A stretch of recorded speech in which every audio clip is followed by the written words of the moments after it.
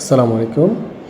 আমরা আজকে দেখব যে জলমহাল ইজারার আয়কর এবং ব্যাট কীভাবে অনলাইনে জমা দেওয়া যায়, এমনকি স্লিপ ডাউনলোডের মাধ্যমে কীভাবে ব্যাংকে সরাসরি জমা দেওয়া যায়, এটা আমরা আজকে ইনশাআল্লাহ দেখব। সবাই ভিডিওটা ভালোভাবে প্রথম থেকে শুরু থেকে শেষ পর্যন্ত দেখুন। আশা করি ইনশাআল্লাহ সমাধান হয়ে যাবে। প্রথমে আমরা গুগলে যাব। গুগলে গিয়ে লিখব চালান, চালান, দেখছেন চলে আসছে। এই ক্ষেত্রে আমরা চালানে এই অপশানটাতে ক্লিক করব। আমরা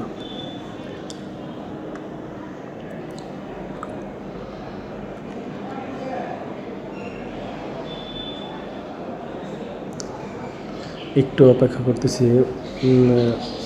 এখানে প্রথমে আমরা দেখব কিভাবে আয়কর দেওয়া হয় অনলাইনে। একটু স্ক্রল করে যদি আমরা নিচে যাই, দেখো সকল কোডে আমরা চাপ দিব। সকল কোডে চাপ দেওয়ার পর একটু বাফারিং হচ্ছে, একটু ওয়েট করবো আমরা।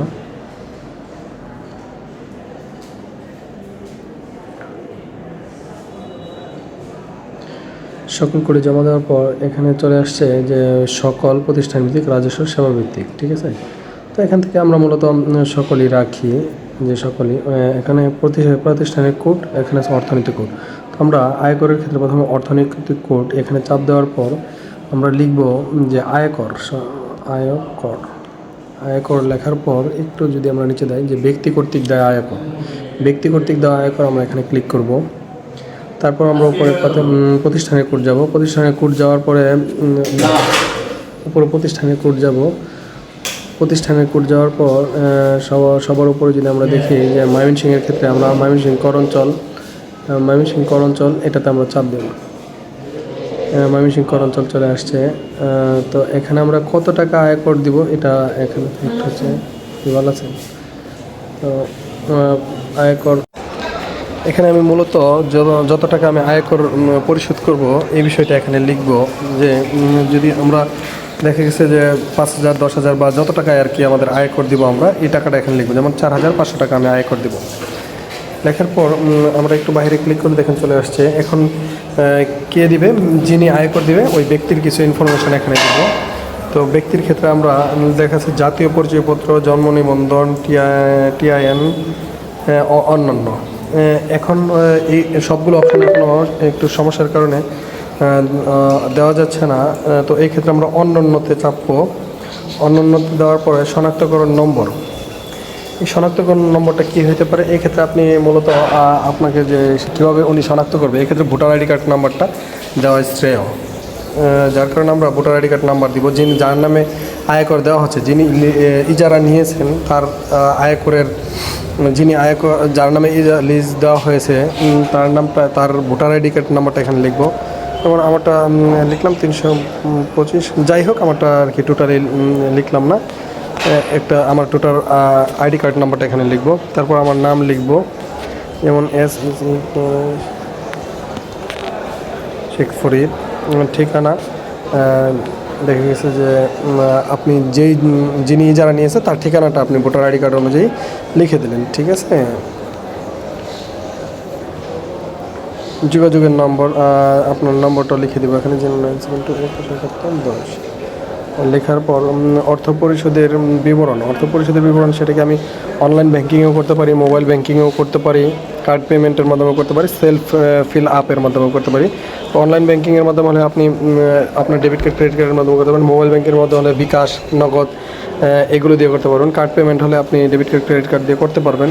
আর সেলফ আপ যদি আপনি ব্যাঙ্কে সরাসরি জমা দেন, ওই ক্ষেত্রে আপনাকে কী করতে হবে, স্লিপটা ডাউনলোড করে ব্যাঙ্কে জমা দেওয়ার ক্ষেত্রে সেলফ ফিল আপ এটাতে চাপলেও হবে, ঠিক আছে। সেলফ ফিল আপে চাপ দিব। চাপ দিয়ে তারপর আমরা কী লিখব, এখানে সেলফ ফিল আপে দেওয়ার পর আপনার মন্তব্য এখানে কী দিচ্ছেন আপনি, যে আমি দিচ্ছি কি জলমহালের 1433 সনের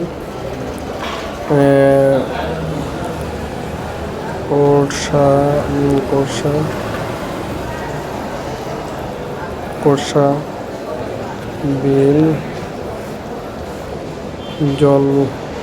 জলমহাল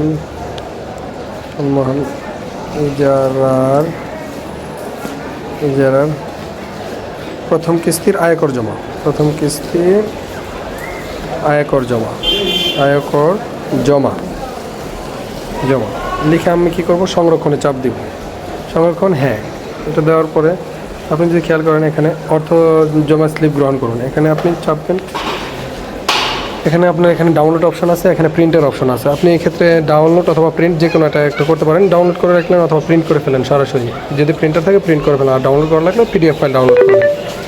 এটা নিয়ে ব্যাংকে এখানে একটা বিষয় হচ্ছে যে এখানে জমা প্রদানকারী স্বাক্ষর, তারপর নিচে জমা প্রদানকারী স্বাক্ষর, এখানে যিনি জমা দিচ্ছেন তার স্বাক্ষর দিয়ে ব্যাংকে জমা দেওয়ার পরে একটা অংশ কেটে ব্যাংক রেখে দেবে, আর একটা অংশ আপনাকে ফেরত দিবে। ওই ফেরত অংশটাই নিয়ে আসা আপনি কী করবেন, কর্তৃপক্ষের কাছে জমা দেবেন ফটোকপি রেখে। ঠিক আছে, এই একটা ফ্যাক্ট। এটা হচ্ছে আয়করের জন্য।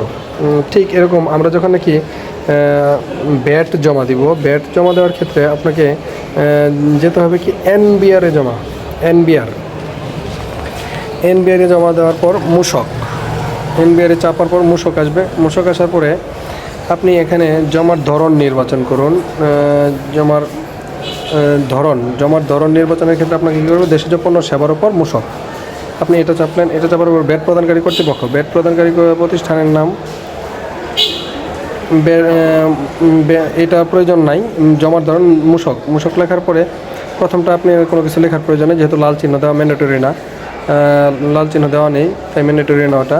জমার ধরন লিখলেন, দেশজ পণ্য সেবার উপর মূসক, সর্বমোট কত টাকা দিবেন, আপনি 1500 টাকা দিলেন। ব্যাট এখানে বাইরে চাপলে 1500 টাকা নিচে চলে আসছে। পরবর্তী ধাপে যাবেন আপনি। পরবর্তী ধাপে যাওয়ার পর ব্যাট কমিশনারেটের কার্যালয়, এখান থেকে আপনি যাবেন হচ্ছে ঢাকা উত্তর,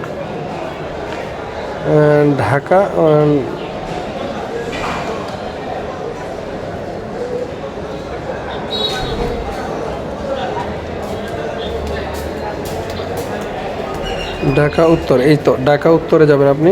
ঢাকা উত্তরে যাওয়ার পর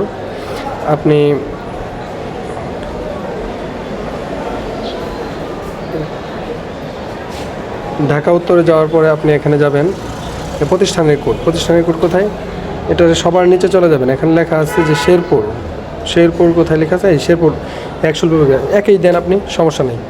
এটা দেওয়ার পর 1500 টাকা, আবার ওই পুনরায় এই ব্যক্তি তথ্যটা যিনি জমা দেবেন তার তথ্য এখানে অন্যান্যতে ব্যক্তি, অন্যান্যতে দেওয়ার পর শনাক্তকরণ নম্বর, তারপর আপনি ইংরেজিতে আপনার নাম লিখবেন শেখপুরি, তারপরে ঠিকানা লিখবেন চরভাবনা,